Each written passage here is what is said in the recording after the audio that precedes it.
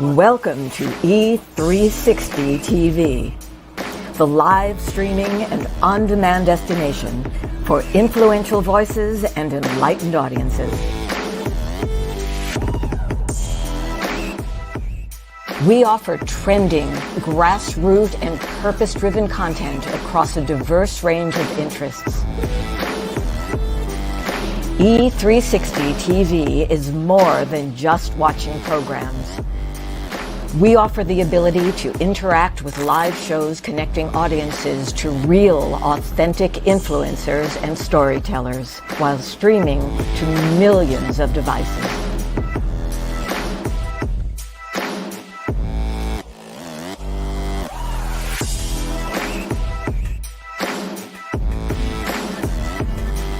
Real experiences. Raw conversations. One destination for it all. E360 TV. 5 years ago, the Power of We Symposium was created to provide a platform for kids from all sectors where they could have a safe and comfortable environment in which to share both their joys and concerns. The Power of We Symposium is proud to have served over 250 kids throughout Romania when we took our mission global back in May of 2023. Now, 2 teams of amazing volunteers from both the U.S. and Romania embarked on an 8-day Legacy of Hope tour, bringing encouragement and hope to not only the kids of Romania, but also the adults who support them, and also to over 100 kids here in the U.S. who contributed handwritten letters of hope to our Romania mission of 2023. Now, this year, we are proud to provide this opportunity yet again in October, and we are super excited to up our game. New venue, 750 kids this time, and we want to see you there. We're looking forward to meeting you in person at this year's event, which promises, as always, incredible speakers, amazing content, and of course, some of the greatest kids on the planet. So, mark your calendars for October 24th, and we'll see you here in Chicagoland for the Power of We Symposium 2024. This year's theme is Always Together, Never Alone. Tickets are available now on Eventbrite or at powerofwesymposium.com.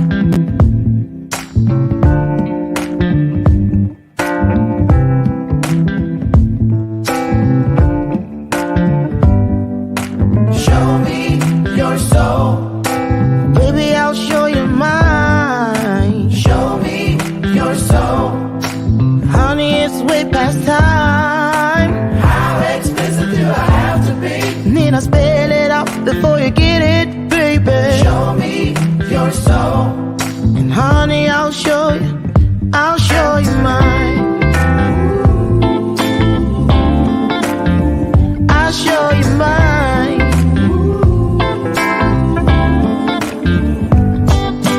Boy, I'm standing right here holding up a sign, shamelessly displaying my state of mind. You walk right past me, pretending like you don't see.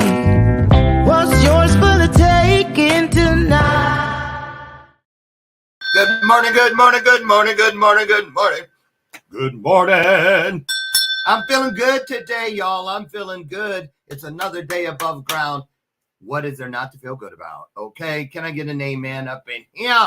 Hey, happy Monday. Welcome to today's installment of Bathrobe Moments. I'm your host, Dr. Lauren. And good morning, all of you. I see you looking good. Morning, beautiful people. Wow, busy weekend, right? Mother's Day. A lot of things. You guys know past Friday, I was not here. I was in New York City. Did this event, Black Young Professionals. It was absolutely awesome. Great job. The founder, Kike from the UK, was there, and it was just an anointed experience. It really was. I'll tell you more about that later in the week. I wanted to say thank you for supporting me and your prayers and everything for safety and traveling. I felt it. I received it. And here I am back in the chair today with you. And coming up this week, I'm so excited to be traveling to the beautiful peninsula of Monterey, California, where I'll be presenting again this week at the California Mental Health Advocates for Children and Youth. And you know that is my jam. They have my heart, 22 homes in foster care. And I'm so excited to present my work, Living Beyond Our Scars, out in Monterey. So if you're in that area and you wanted to join us, hit me up. I got some tickets. I can get you in. Just let me know. Okay. That's the bell of purpose. It's been here all 8 years, and I ring it on purpose. It is a reminder not to be confused with a clever show gimmick or perhaps a prop. It is a reminder. It is an opportunity, because we're all busy people, but we cannot get so busy that we forget that the truth has indeed, it has a ring to it, just like that bell. So I ring it when something great is on the table, and I don't want you to miss it. Okay. And then finally, help me welcome to the show my sidekick. She's my version of Ed McMahon. This is Lucy McGillicuddy Ricardo. So eating bananas and Rice Krispies today. That's what's in the bowl. Mocha is what's in the cup. Now we're going to find out what's in our heart today. And boy, today's guest, I want to get to it because we don't have enough time as it is for this story. I'm probably going to have him back a couple more times to get through it all. But we're going to get started. Jeffrey, I'm going to butcher the name. I know it. Jeffrey Deskovic. Deskovic. There. That sounds better. That feels better. Deskovic. Jeffrey Esquire. He is an attorney. He's an attorney, but he wasn't always. He was this guy on the left. And then he became, well, he was the guy on the right. He was all of it all at once. Back and forth, back and forth. And today, look at this. He also has a foundation, which is for, we're going to talk why, because he was wrongfully convicted himself, spent a number of years, decades, behind bars, behind the fence, behind the wall, however you want to just, his freedoms were taken, but clearly not all of them, because he didn't settle. He was innocent, he was exonerated, and he's out making a difference. A lot of things going on with that, some that you might understand, some that you might be surprised and go, what the hell? Okay, so we're going to talk about that today. He's not been here before, but he's here now. I hear him come down the hallway. Put your hearts on the screen as we welcome our guest today. It's our virtual way of standing to our feet. Here he comes, attorney Disco.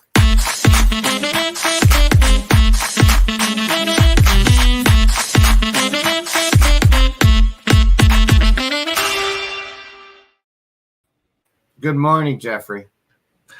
Good morning. Good morning. Oh my God. I feel so blessed and honored to be here. This is incredible. It would have been more incredible if I could say your name. What is it that makes me want to try to sound like I'm from your country? When I say the name, say it so I can hear it the way it should be spoken. Deskovic. Deskovic. That's not so hard, but I want to go Deskovic. I want to Deskovic. So it's how do they say it in your country? So I'm from the U.S., but you're correct. But in Czechoslovakia, it would be pronounced Deskovic. And I'll tell you that I have other members of my family, extended family, who live in New York, who pronounce it, in fact, the very way that you pronounced it a moment ago, Deskovic, where they're emphasizing the O. So yes, you do have a basis in truth on your pronunciation. Okay, so you probably don't correct people. No, say it like this because hey, it's closer than nothing, right? Well, I say it once and then I move on. I don't make too big a deal of it, but I do try to help people pronounce it the right way. Yes, yes. I feel like consistency is important in the truth. So even in the mind, absolutely thing. So right, absolutely right. No matter what, there's the bell. Listen, I like to give our guest about 60 seconds to just start a vibe with the audience, just you and them. And so I'm going to dip out. It'll be your Jerry Springer moment, but on the front of the show. And then I'll come back in and we'll officially get started. I like doing this better than just reading a bio. Is that okay? That is perfect. That's okay. I liked it. Very original. Yeah, okay. I'm fine. As we all are, it's all you. Attorney, go ahead. Take it away. Sure. My name is Jeffrey Deskovic. I'm an attorney and a founder of the Jeffrey Deskovic Foundation for Justice, a nonprofit organization which I started, which has the mission of freeing wrongfully convicted people and pursuing policy changes aimed at preventing that from happening. We have been able to free 14 people since opening our doors in 2011. We have helped pass 3 laws and then another 6 as key members of the National Coalition Group. It Could Happen to You. I have a master's degree in criminal justice. My thesis is written on wrongful conviction causes and reform. My life is dedicated to freeing people who are wrongfully imprisoned and preventing that injustice from happening in the first place. And I got started with all of that advocacy work because that happened to me. I was arrested at 16 for a murder and rape, which I did not commit. I lost a trial at 17. I was incarcerated from age 17 to 32 before I was ultimately exonerated by DNA testing, which not only exonerated me, but simultaneously identified the actual perpetrator. Wow. 17, from age 17 to 32. Well, those aren't very important years in one's life, so it's not like you really missed anything. I'm like, are you kidding me? Okay, let's go back. As a person who has been behind those same walls, not nearly as long as you were, but I did meet guys who were doing what they really believed at the time was life. And I know 2 who have gotten out as well that were supposed to do life, but I don't know anyone, because in there, Jeffrey, everybody's like, I was framed. I didn't do it. I'm innocent. But you really, really were. So let's go back to the day that you were arrested.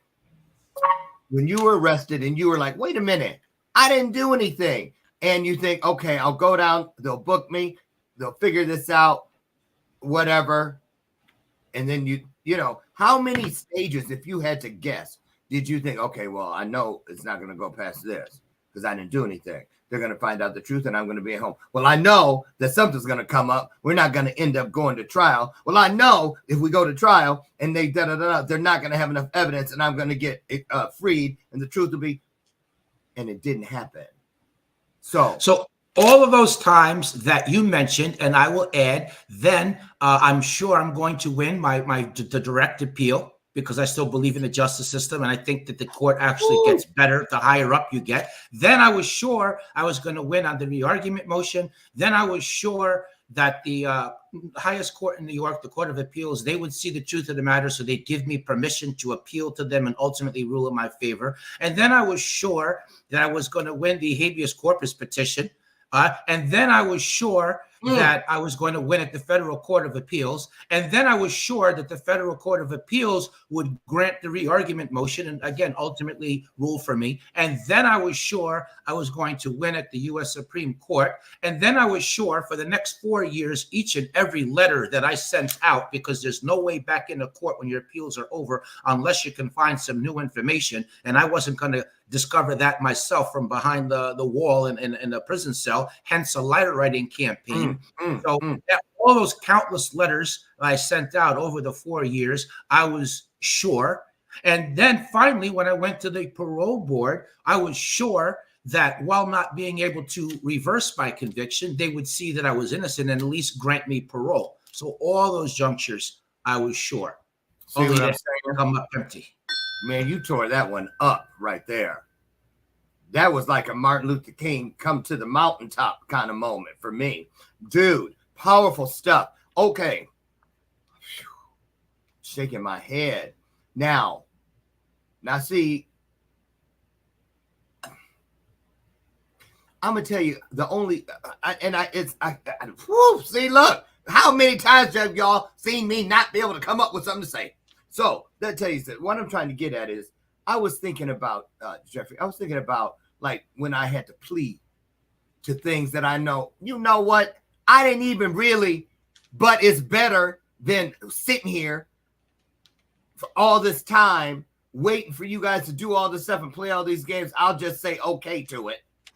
But I mean, I did something, but I didn't do all. You know what I'm saying? That's I know exactly what you're saying. That I was going to lay down and accept, and it never felt right. But I was like, well, it's better than, it's the better of two evils. So, but Correct. That is nothing like knowing you haven't done a darn thing wrong, and here you are, 17 years old. Did you get to finish high school even? No, I did not. In fact, I was on my way to school on my sophomore year when I was initially intercepted by the police. Your sophomore year? Yes. But you're a minor when this all begins. I am. Yeah, I'm 16 years old when this all begins. Yes, I am. So somebody said, "Oh, we're so sure. Try him as an adult." Yes. Yeah. So let me expand on that and put a little color to it. So the victim was a 15-year-old immigrant from Colombia. She was in two of my classes as a freshman, one as a sophomore. I knew her name. She knew mine. That was really the extent of it. We weren't even really on a hi-bye basis. As I came to later learn, she was leading a very sheltered life. She really never went anywhere unless she was accompanied by her older sister or her parents. And so she went missing. She was assigned, she had a photography class, and the teacher had assigned her and the other students to take some pictures of some foliage. The teacher had assigned a male student, i.e. a buddy system. And for whatever reason, after she went home with her sister, instead of waiting for her sister to go with her, the sister went to the restroom. When she came out, the victim had left. She went to the park on her own. No one quite understands why. And the male student who was assigned to go to the park with her played hooky on the assignment. Hence, she was alone in this wooded area. It was a very heavily wooded area, but it had a path on it which linked some condominiums to a grade school. And while there taking photographs, she had the misfortune of running into a then 29-year-old drug addict who was high, who was in the park, who saw her, and who then proceeded to murder and rape her. But my point in mentioning that and tying that back to the school is that in the course of the police investigation, the police spoke to many students from the high school, and some of them told the police, you might want to talk to Jeff, because I was quiet. I was telling myself I didn't quite fit in, and that's how I appeared on their radar. As a person of interest. As a person of interest. Right, exactly. And a secondary reason is that I was a sensitive teenager, and this was my first real brush with death, and I had an emotional reaction.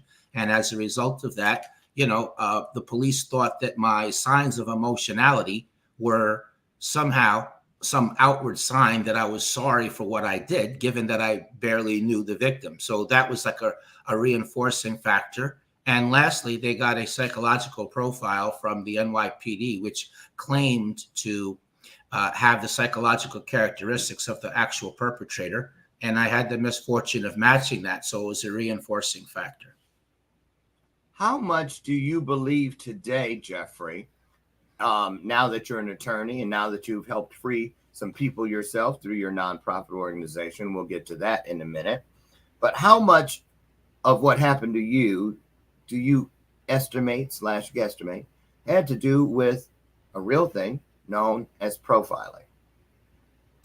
Well, I think I had to do with some of it, not all of it. The profiling obviously comes in with the junk science profile, but let's look at what those characteristics were for a brief second that I allegedly matched. Well, they said, somebody that probably knew the victim, likely somebody that was a loner, likely somebody that was in the high school with her. Well, gee, that really, really narrows it down quite a bit there now, doesn't it? Sure, so it does.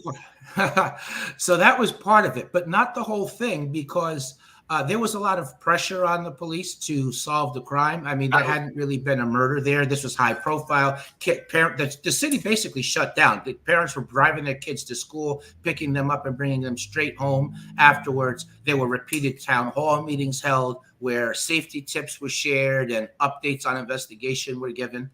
So and rumors were abound. Everybody was fearful. So I think that, look, we have to solve this thing. We have to make it appear at least to have solved this thing. That was definitely part of it. And when I think about some of the tactics they engage in, which I'll just mention one thing now. I mean, I don't want to get too far ahead of myself, but look, the police wound up interviewing 17 witnesses who knew the victim in one capacity or another. So after I was arrested, I guess we'll come back, but after I was arrested, at some point, DNA testing was done and it excluded me. And so at that point, the police went back out into the field and they interviewed 17 witnesses who knew the victim in one capacity or another. And all of them told the police she didn't have a boyfriend. There was no consensual sex. And yet the police purposely did not document any of those witness interviews. So that was never turned over. So I reject the idea that this was a good faith error. Ooh. Oof. I'm like, which way do we go? Which way do we go? There's so many questions. And I want to bring out some that we may never get the answer to, but some too that you've never been asked. I'm going for that. But let's talk real quick. Then, okay, we know you're 16, this begins, but it wasn't just you that was drugged, literally, out of your world and into a new one, but your family members as well. Because now you're in the press. People are angry. They want answers. I'm sure your parents, your family, they're going places and they're getting that look. People may come by their house, angry mobs. Oh, I don't know. Talk about how different in 1 week was your life as well as the lives of those you loved the most. It was turned upside down in exactly the manner that you're talking. Not only did we get the look, but there were times where, like, somebody once rang the doorbell and left a threatening note and had razor blades in a bag left there. The management company, because we lived at Crossroads Apartments in Peekskill. They attempted to evict my mother on several times based on the arrest. So all of the kids on the school bus used to tell my brother, who was 3.5 years younger than me, they used to tell him that his brother was a rapist, and they would say other nasty things, and they would try to stab him in the ear with pencils. They would try to hit him as well. I guess being unable to get to me, I was the next best thing. When I got bailed out, it was my mother's then boyfriend, who was, I wouldn't say he was rich, but he was fairly affluent. He was middle class. His business was successful. Okay. And so he was willing to put up property and a bank book associated with his business in order for me to get bailed out. And the fact that I got bailed out and that he was the one who bailed me out, that in and of itself was a news item, and he lost significant business as a result of doing that. Oh my goodness, how far-reaching! So, what year was this exactly? This was in 1990. I want to say ultimately my mother had to leave. My mother ultimately had to leave town. By the way, after the trial was over, she ultimately had to leave town. It was just too much. Yes. And then you have now you've got this wrongful conviction. So now they're like, aha, we were right. And now you've got people who are bitter. We don't want your kind here. I get, oh. Yes. Wow. And this goes on from 17 to 32, right? Yes. So right. 15 years. 16 years. 16 years total. 16 total. Yes. So let's go to young Jeffrey, who is now, let's say, year one is out of the way. You're in there, you're on the yard. You still have all that, I'm going to beat this. You have hope. What did you do to maintain, number one, your sanity, and then number two, your safety? because having been on the yard before myself, it is an entire world that you can't take your eyes off. You sleep with one eye open. You know how they say, don't go to sleep on that guy. You know what I'm saying? People don't realize that it's like when you're a kid and Christmas feels like 8 years it takes to come every year. When is Christmas coming? It takes forever to get here when you're a kid. That's how slow time moves in prison. Exactly. Especially when you know you ain't supposed to be there.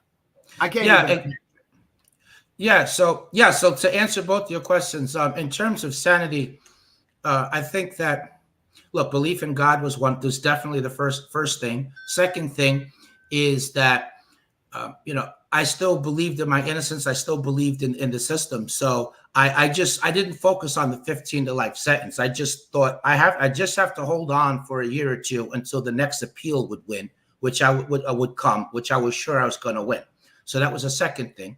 A third thing is I would go to the law library and learn the law, and that would give me a sense of comfort. I would collect articles about other people being exonerated, and I used that for inspiration, but also to study, like, who helped them, what route did they take.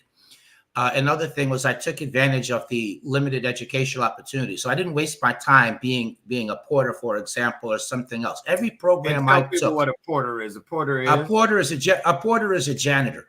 Thank you. Okay, so everything I did while I was in prison, I oriented to some kind of potential use for if and when I regained my freedom. I got the GED, I got an associate's, I completed a year towards the bachelor's before they cut funding. I learned to type, I took computer repair, I took general business, which pertains to various applications of the computer in a workforce setting. I learned how to tutor adults. I worked as a teacher's aide. I became a painter's helper. I completed the plumbing program, and I worked for about 5 years in food service. And then on top of that, I read a lot of books. Like from 1998 to 2006, I read 3 or 4 nonfiction books every day. I wrote letters looking for help. So everything I did in prison had some kind of positive, productive, forward potential usage. So that was part of how I got through. And then you try to normalize the insanity.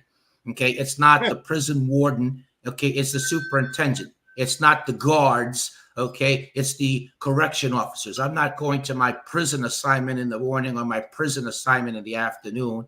I'm going to school. I'm going to work. Mm-hmm. So all of those things. There was another prisoner there who named Frank Sterling, who was also innocent, and Frank and I kept each other going for 13 and a half years. Once every 6 weeks, we'd meet up in the yard, and half the conversation would be about keeping each other going morale-wise, and the other half the time would be a brainstorm. I mean, what's the next move to make? What's the next letter to write? What's the next move to try to regain our freedom? Frank, by the way, just for the audience to know, was ultimately exonerated through DNA testing 2 years after me. So after 18 years, so I wasn't just naively believing that Frank was innocent just because I happened to be. So that was part of it. And go ahead. How did you know Frank? Like, because I mentioned earlier, and it's true, and you know it. I bet you probably heard it more than anybody. I've heard some people claim. Me too. I've heard some people claim that, but it's not as far-reaching and widespread as most people think. Everybody's not just sitting around in there every day saying I'm innocent, because it's a waste of time. Nobody in there can do anything about it. Well, so but it a would lot just of be people selective. Yeah, but there are a lot of inmates in there. Yeah, there are some people who claim that. Yes, yes. Yeah, I did, sure. I ain't did that. They, that. No, for sure. Yeah, no, for sure. So, but what I want to know is, how did you know that Frank wasn't a bullshitter? Because Frank showed me his legal paperwork, and here's what I found in it. First of all, this is going to be even more bizarre than mine, but in a nutshell, they hypnotized Frank and then got a statement from him. That was their confession, and they had nothing else. Okay, so that was a big reason why. And a secondary thing is that an alternative suspect confessed to the crime to 4 different civilian witnesses. Okay, but the cops and ultimately the courts dismissed that as teenage bragging. So those 2 factors right there, had me to know that Frank was innocent. Sounds like Frank went to court in the dollar store. Good Lord. I'm not kidding you. It doesn't even sound possible. But of course, clearly it is. So let me ask you this. Do you know anything about the stats? I'm just curious, Jeffrey. Wrongly, on an average, people who are wrongly convicted, are they usually beneath a certain age? Is there a demographic? Because they always sound like they're really young people most of the time. Anything there? So it's more frequent to adults. I mean, while this definitely happens to juveniles, we're more of a subset. I want to say that nationally, from 1989 forward, 3,514 people have been exonerated across the U.S., which is another way of saying that many people have been wrongfully convicted. But those are the ones that made it out. Obviously, we can't count the people who are still in convictions remain intact. Yeah. So I do know that. I do want to throw out a couple of more stats, though. All right. So a Black person would be 3.5 times more likely to be wrongfully convicted of sexual assault and 7 times more likely to be wrongfully convicted of a murder. And why a Black person? Because there's discrimination that's built into that's part of the system carried out by the people that operate within it. There's a bias there. Oh, that's hogwash. I'm kidding. I'm just saying. That's what most people, there's somebody's going, bullshit. I cry. Okay, go on. Throw something else out there. Sure. So most people think that wrongful convictions couldn't happen today. We're so much more advanced. And of course, that line of reasoning grounds itself in the presence of DNA. But DNA is only available in 10% of all serious felony cases. So that means 90% of the time, there is no DNA in order to test in a case so you can't dispose of the case through that way. So that, and the fact that all the systemic deficiencies that have led to wrongful convictions in the past. I'm talking prosecutorial misconduct. I'm talking false confessions, which have caused wrongful convictions in 29% of the DNA-proven wrongful convictions. I'm talking about misidentification, 71%. I'm talking bad lawyering. I'm talking about incentivized witnessing, aka snitch testimony, which has caused wrongful convictions in 15% of the cases. Bad lawyering.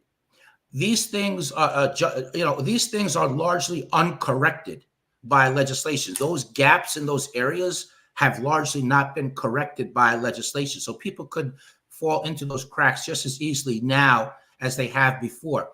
Many states still don't have a statute on the books where if someone's been convicted by junk science, which is something that sounds scientific, it's been used for decades to help convict people.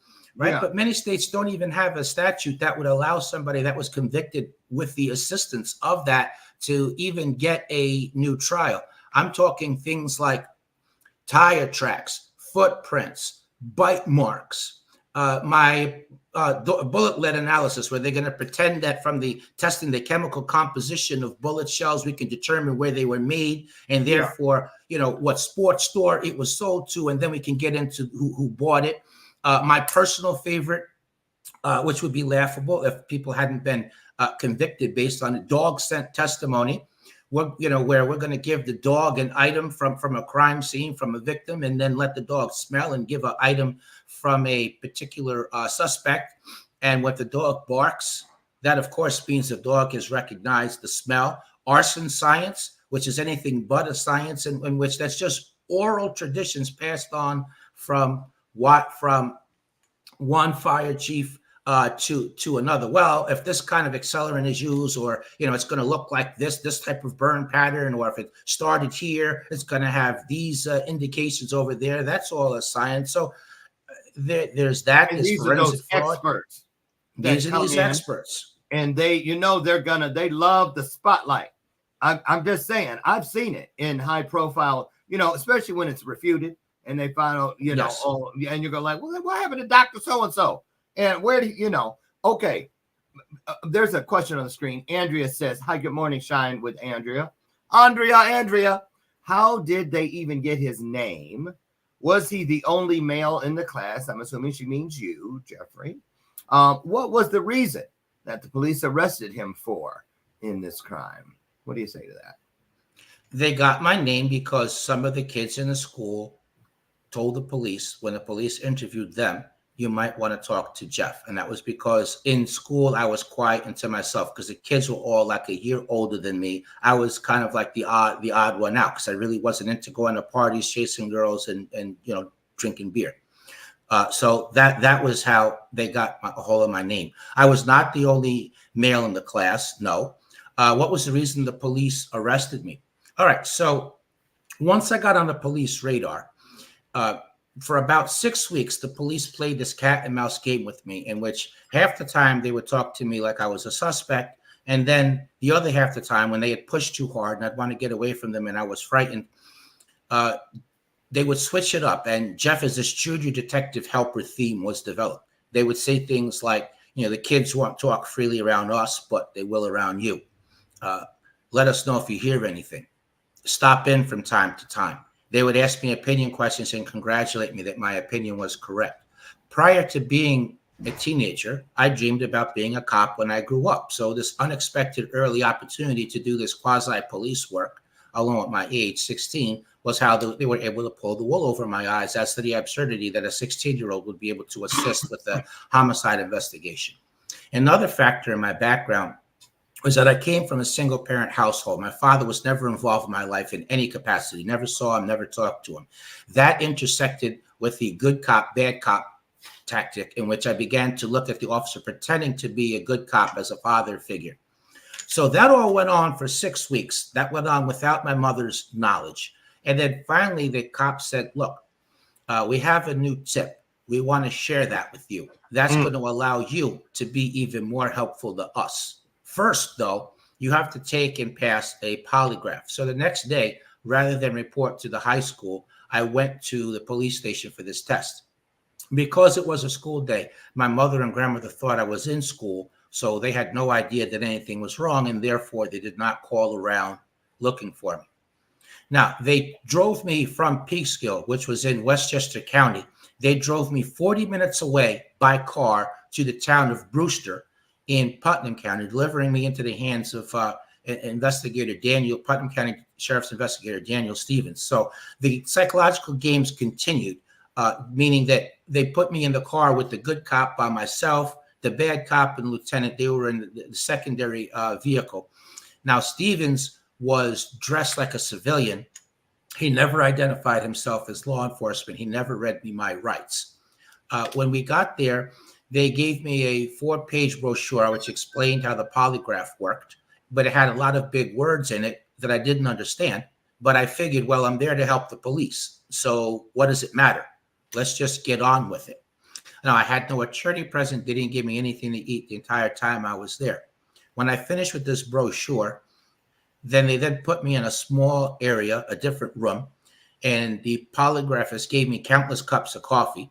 At 16 years old, obviously, I was not a coffee drinker. It's clear in hindsight that the purpose of the coffee was to get me nervous, to get me wired up. And right after the coffee routine, he then literally wired me up to the polygraph machine, and then he launched into his third-degree tactics. So he raised his voice at me. He got in my personal space. He kept asking me the same questions over and over again. And he kept that up for 6.5 to 7 hours as each hour. So as each hour passed, my fear increased in proportion to the time. And towards the end, he said, what do you mean you didn't do it? You just told me through the test results that you did. We just want you to verbally confirm it. And then the officer who had been pretending to be my friend, he came in the room and said, look, they're going to harm you. I've been holding them off. I can't do this any longer. You got to help yourself. Listen, just tell them what they want to hear. You could go home afterwards. You're not going to be arrested. Being young, naive, frightened, 16 years old, I wasn't thinking about the long term. I was just concerned with my safety in the moment. I was in fear of my life. The fact that I didn't know where I was and no one else knew where I was either loomed quite large. And then I was overwhelmed emotionally and psychologically. There's this push-pull dynamic, the possibility of the harm, this false life preserver that he threw me. And I regret to say that I took the out which he offered, and I made up a story based on the information they gave me that day and in the 6-week run up to it. By the time it was all said and done, I had collapsed on the floor in a fetal position, crying uncontrollably. The whole process was not videotaped, not audio taped, no signed confession, just their word for it. And as a result, when they came to court later on, they left the threat and false promise out of their testimony. And it was only after I was on the floor, crying uncontrollably, that finally at some point after that, they gave me something to eat.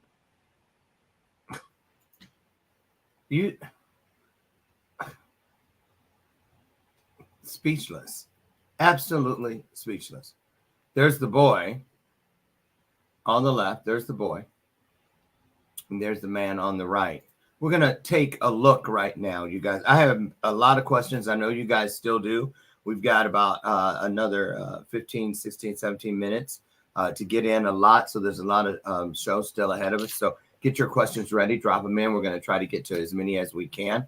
I did want to ask you this. So falsely convicted, falsely accused, which leads to falsely convicted. And then we have people who, what you just said, coercion, and, people who plead down. You see what I mean? If they plead, it's different than a wrongful conviction because they pled out, they admitted.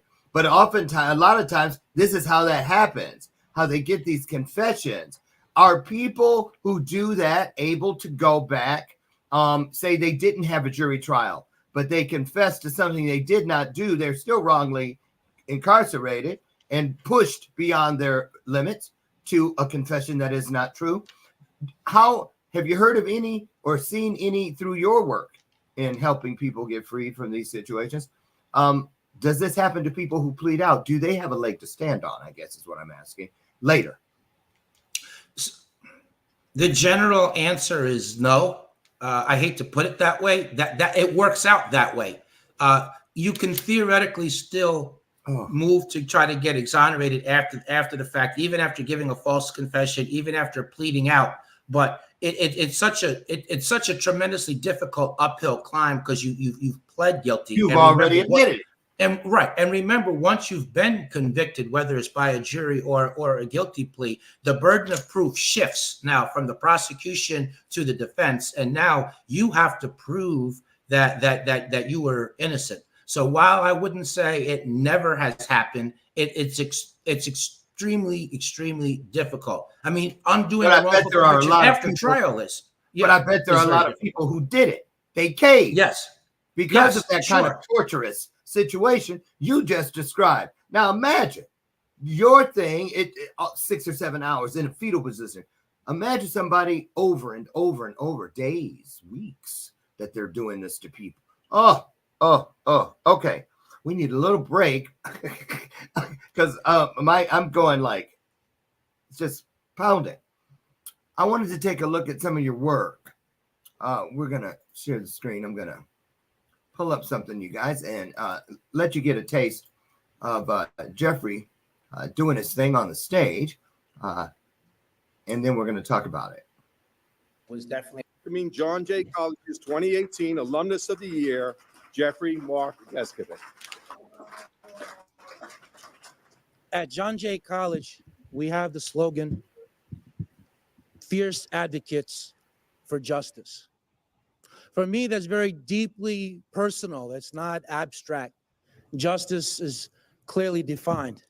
I was arrested in 1990 for a murder and rape, which I did not commit. Having that developmental portion of my life spent while wrongfully in prison was definitely a significant adversity. But it went far beyond that. I had to repeatedly fight off feelings of hopelessness, helplessness, thoughts of giving up, suicidal ideation. One time, I nearly lost my life because I got hit on both sides of my head near the temple repeatedly with 10-pound weight plates because the inmates thought that I was a rapist since I had been convicted. A lot of times when we think about people who are exonerated, we feel the mixed emotion of the horror, but also the elation that they're free now, that their injustice is over. And we frequently envision, most of us, that it's life happily ever after, but that's not actually the reality. And I thank God for my freedom. Yet also, I try to first remember the people that I unfortunately left behind. That's the first thought I had before I think about enjoying the moment with the people who are sharing those with me. My life mission is to free people who are wrongfully imprisoned and to prevent wrongful convictions. That's how I make sense of, that's how I understand why I went through the 16 years of wrongful imprisonment that I did. A light bulb went off and I realized, I could be an advocate. I don't necessarily have to be an attorney to be part of the innocence movement. I started an organization called the Jeffrey Deskovich Foundation for Justice, named after me, committing $1.5 million to be a part of the overall effort towards fighting wrongful convictions through trying to prevent that from happening, through raising awareness and seeking changes in the law, working to exonerate the wrongfully convicted and helping exonerees back into society.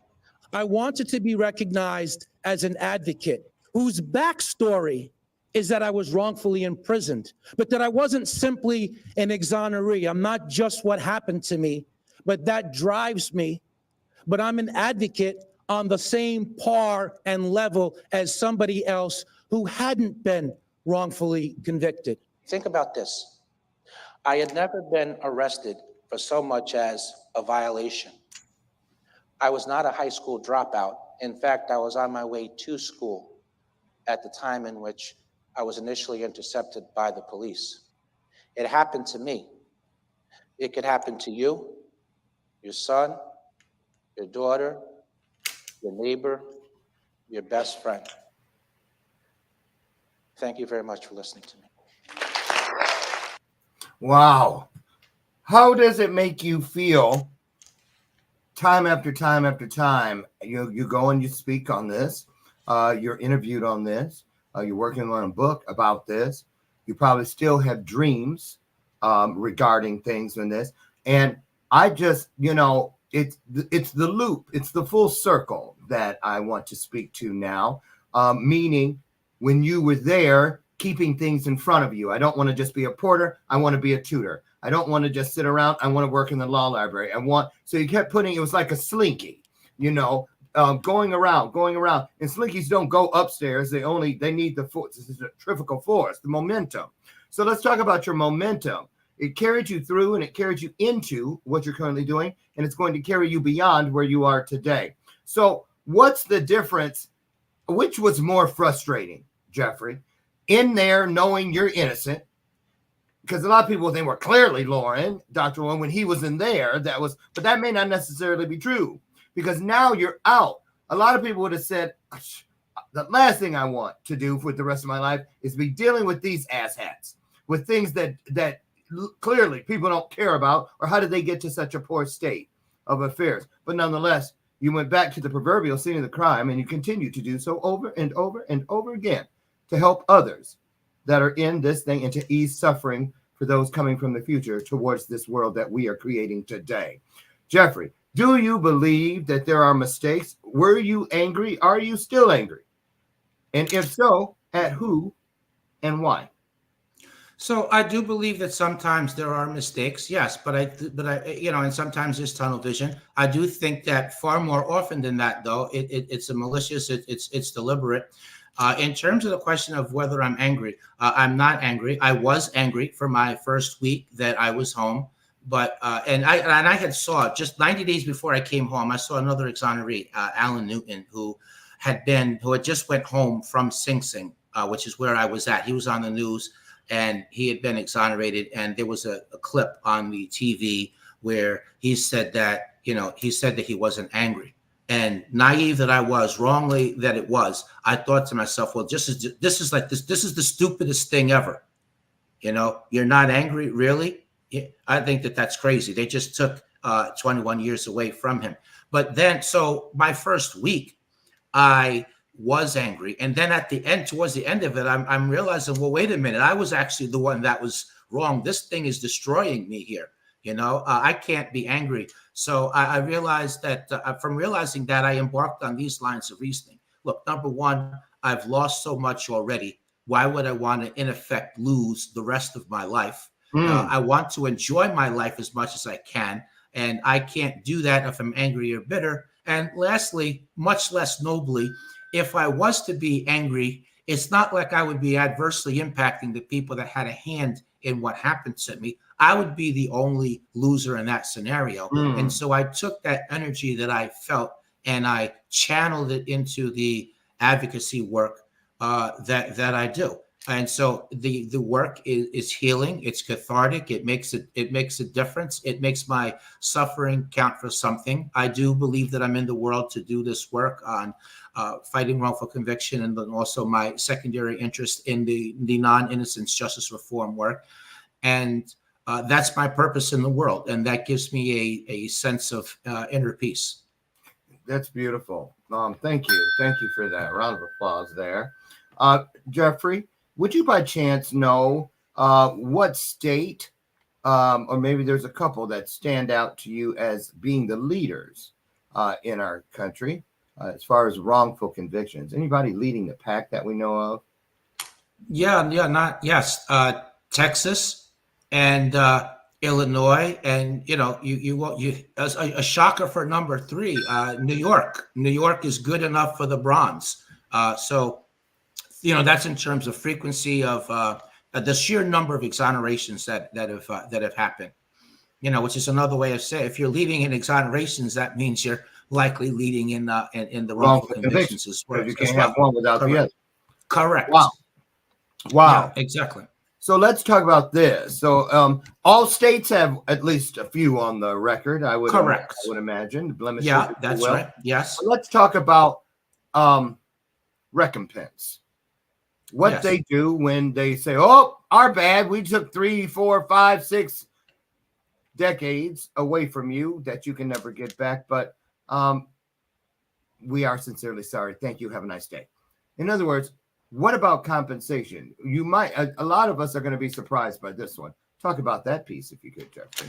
Sure. So that's state by state. That's not national across the board. So the shocker of it, of course, is that there are 12 states that do not compensate. So Pennsylvania, for example, which is a state where my foundation, in collaboration with our coalition partners, it could happen to you, the Pennsylvanian chapter, we're working on passing exonerate compensation. But that's a state that if all this happened to me in Pennsylvania, the state government would not have compensated me at all.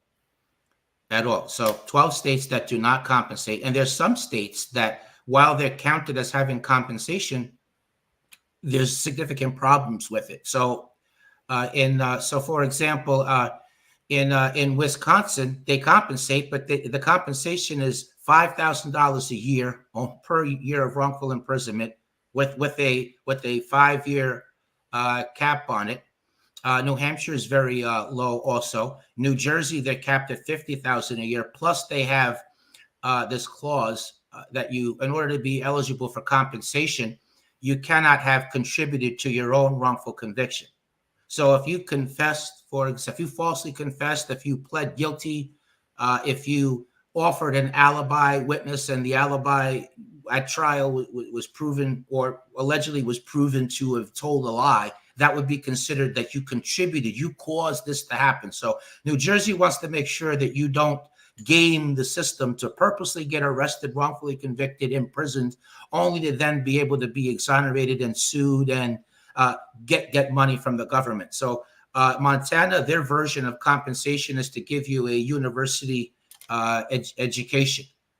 Some states have what they call clean hands provision. So Florida had that, for example, where if you have a unrelated conviction, either prior to the wrongful conviction or subsequent to exoneration, you would suddenly not be eligible for compensation for the time you did wrongfully. So there's significant problems in terms of compensation. And one last thing I'll make on this point, and this is true of New York and in many, many other states as well, is there are no reentry services provided. So there's nothing to assist people from getting from point A to point B of compensation. So I was, I just released with nothing. So I was always passed over for gainful employment. So I lacked stability of housing. At one point, I was a couple of weeks away from a homeless shelter. There's I believe that in addition to the housing piece and cost of living, I believe that mental health services, doctor, dental care, classes on technology, job training, job placement, access to public transportation should all be provided immediately upon exoneration as something separate and apart from compensation, because it often takes several years. I mean, it ended up taking me 5 years before I got compensated. Now they do things a little bit quicker, but it's still often several years. And there's not, you can't, most of this that this happens to, our families didn't have means. If they did, we probably wouldn't have been wrongfully convicted in the first place. We would have been able to get a competent attorney, get experts and investigators. So, the family often doesn't have it to just suddenly carry somebody. And then there's the ill effects, the psychological after effects of being wrongfully imprisoned. Not everybody is able from a psychological point of view to just jump into employment immediately. The offers are few and far between as well. Technology has often passed us by. And last question, because man, we flew out of time. Is what about you? What PTSD? Yes. And in your case, I feel like it should say PTSD plus, like correct. LGBTQ plus, PTSD plus, because I already know. It took me probably 6 or 7 years to stop dreaming that I was there. I would have dreams that I was there. I'd have dreams that I was in court. I'd have dreams. And so there is a lot that drags behind us from these things. So I just wonder, what do you do? What have you had to do? Have you had to, see somebody or to get from underneath this and say, okay, you know what? I'm through that, but now I'm on to ease and suffering in the world. What are some of the things you do real quick? Last things, grounding things that keep you where you need to be, because man, you can never get that time back. Exactly. You never can. And I missed births, deaths, weddings, rites of passage.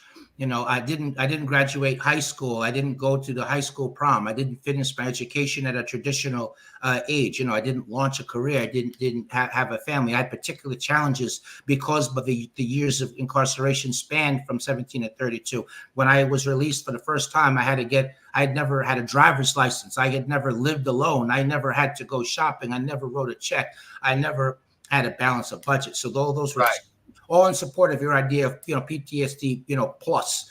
So what I did was, first of all, I went to see mental health professionals 4 times a week for 6 years. Wow. And dealing with not just the after effects, but also in trying to deal with activities of daily living. Re-entry. Right. Yes. Re-entry. Yeah. So that was one thing. Each piece of I tried to learn one piece of technology new, even if it was just a function of a cell phone or one aspect or another related to an email or an attachment. So each little new thing I learned, I felt a little bit more tied into the world, and hence less like a fish out of water.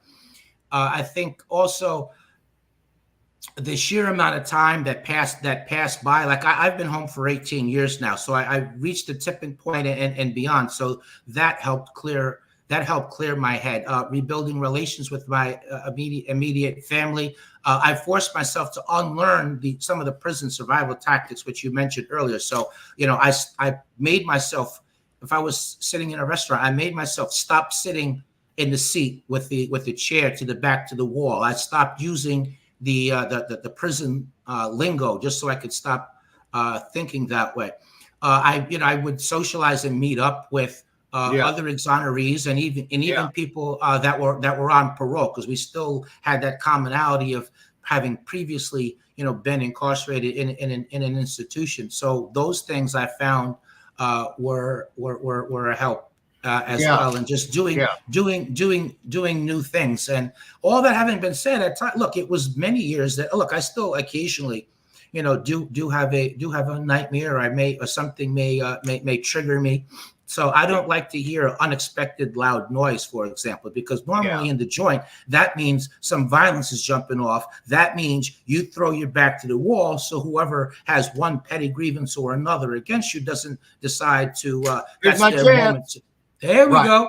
Yeah. Exactly. So I still have, so I have that, and so I try to reflect and be introspective and understand what's going on in my mind and share that with the few people in my inner circle. Hey, I just had a moment, or look, I overreacted. This happened, and I said or did this, but really, what I'm reacting to is X, Y, Z in the prison, which that means this and that, and so I try to, and that's not just for the people to understand me more, but that's also for my benefit too. Exactly. Oh, I just so wish we had a little more time, but we don't. We're out of it. But listen, if you would like to continue the dialogue, perhaps you're a podcaster or a live streamer and you'd like to have Jeffrey on your platform, you can reach him right here on the top. You see there's the website, and underneath is the website for his nonprofit. Jeffrey, I want to thank you so much for all that you're doing. For being so forthright and not giving up the battle, but taking up the battle, not just for yourself, but for those who are on their way to that same crossroad that snapped you up unexpectedly and transformed the trajectory of your entire being. So thank you so much for all the work you're doing and for this conversation today. Thank you, thank you, and thank you. And thank all of you out there. Listen, God willing, I'll meet you back here tomorrow morning at 8 a.m. out on the front porch, and together we'll have another illuminated conversation. Now, as always, I say, when we part, I love you, and there's not a damn thing you can do about it. Have the best day ever. Find your highest self and do something with it. Bye-bye, everybody. Jeffrey, great job. Thank you so much, my friend. Thank you. Bye-bye.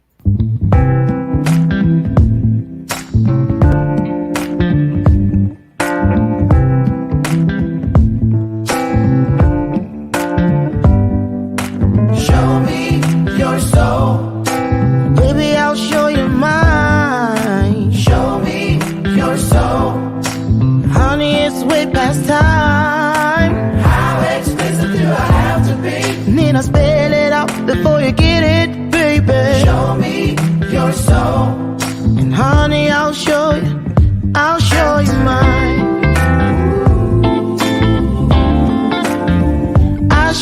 mine.